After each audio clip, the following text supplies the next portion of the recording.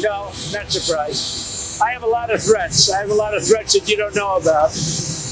Any consequential president has a lot of threats. Non-consequential presidents don't get threatened. And I think that I'm maybe the most consequential president. There's nobody who's done more than me in a period of almost 6 years. There's nobody. I don't worry about anything, to be honest. Whatever it is, you know my attitude? Whatever. Donald Trump is facing sharp questions over what critics are calling an Air Force One bait and switch. The controversy erupted after reports revealed that the U.S. president secretly switched planes during a security operation, while reporters and officials remained on what they believed was his aircraft. The confrontation came after Trump returned to Joint Base Andrews from Ohio. Asked directly about the operation, the U.S. president defended the move and said he follows the advice of the Secret Service and the military when it comes to security decisions. Trump said, "No, not surprised. I have a lot of threats. I have a lot of threats that you don't know about.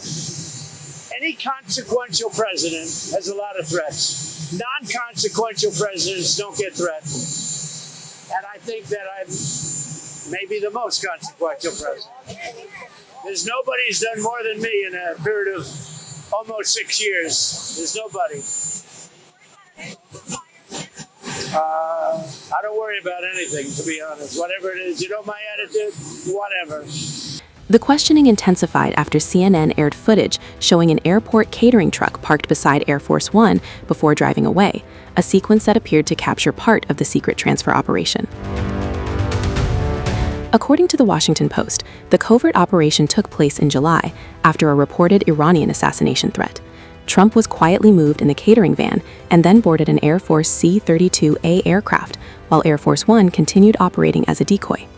The report said only a small number of people knew that the U.S. president had changed planes. Those remaining on Air Force One, including members of the traveling press corps, reportedly believed Trump was still aboard. Former Obama advisor David Axelrod, who traveled on Air Force One during the Obama administration, said on CNN that he was stunned by the revelation. He argued that if officials believed the aircraft was unsafe for the president, then everyone else on board was also being used as a decoy. Former CNN Pentagon correspondent Barbara Starr agreed that protecting the U.S. president is essential, but she said the secrecy surrounding the mission raised serious concerns. Starr argued that the public and the press should not be misled about a matter involving national security and personal safety. What began as a secret security maneuver has now turned into a political storm, with Trump defending the operation, CNN highlighting the hidden transfer, and former officials questioning the treatment of the press corps. The Air Force One decoy mission has become one of the most closely scrutinized presidential security stories of the year.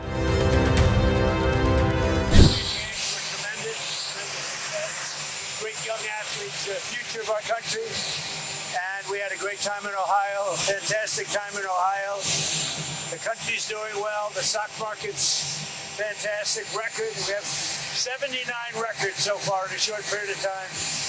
More people are working right now in the United States than ever before, and prices are dropping fast. Iran is going fine, going just absolutely fine. We totally control the Strait of Hormuz. We have control over it. Nobody else, only us. Our Navy is unbelievable. And things are going great for our country. Go ahead. Mr. President, can you tell us about your ride on the airport catering truck in Turkey? Why did you need to do that? Well, it's only up to Secret Service. I just follow what they'd like to do. So I go by Secret Service and the military. They wanted me to go on a different flight, a different plane, equal safety, but they wanted me to do it, so I do it. I do what they say. Why did they want you to do that?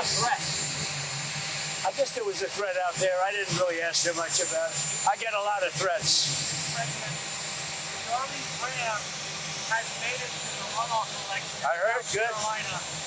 What are you going to do to help her get over the finish line? Well, she just called me to thank me for the endorsement, and it's great that she's doing so well, and she's a very good woman, and she's got good genetics because she's related to Lindsay, who's a real professional. So we'll see. I'm going to call her right now. She just called me 2 minutes ago. She won by how many points? Well, not yet. She's nearly She's definitely in a runoff, yeah. and that's good. That's what you want. Will you campaign for her now this down? Yeah, I think so. Yeah. On the turkey I mean, front, just so you understand, I like the other people in the race also. They're all Trump. I mean, they're all Trumpers, but, I endorsed her. I think she's great. It's really in honor of her brother, and she's really a very smart woman. Lindsay loved his sister. More than anything else, he would tell me about his sister, that she's just outstanding. He actually said she's better than him. That was hard for Lindsay to say. So she's out there. She's doing a great job. Mr. President, you've mentioned 2028 several times in the last few weeks. At the dinner, you put on a Trump 2028 hat. Are you serious about seeking the third term? Everybody asks me that question, and you know that the law is very strong on that. I'd love to run, but the law is very strong. I get asked by even tonight they're screaming at the event, 2028.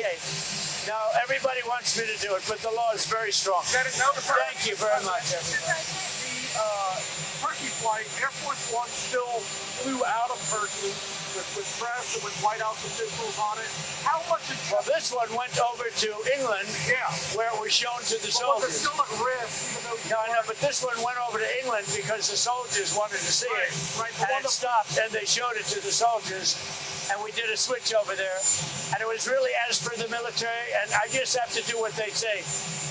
They go for safety, and I have to do what they say. Why was it too dangerous for you to fly on Air Force One, but Well, not I don't too know. dangerous I for the think press? actually the plane that I flew on was at greater risk. Why I do think you it was say at that? greater risk because that would be the plane I think that they would be more likely to go for. President, were you surprised, Mr. President, that the Secret Service was telling you to take that third plane? No, not surprised.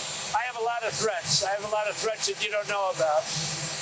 Any consequential president has a lot of threats. Non-consequential presidents don't get threatened. And I think that I'm maybe the most How close consequential was president. Iran to pulling something off? There's nobody who's done more than me in a period of almost 6 years. There's nobody. Were you worried about a shoulder-fired missile? I don't worry about anything, to be honest. Whatever it is, you know my attitude? Whatever. After you strike Iran at all, did you try to kill I don't trust Iran. Why? Are you saying I trust Iran? I'm the last person to trust Iran. They've lied to me constantly. We have total control over the Hormuz Strait right now. They don't have control. We have total control. We own it. And at some point, maybe they'll do something and then they get blown away. But right now, we're in a very good position. We have a country that has been the bully of the Middle East for 50 years. It's really 51 if you think about it, right? We've been saying 47 for 4 years. And they're no longer the bully of the Middle East. Thank you very much, everybody.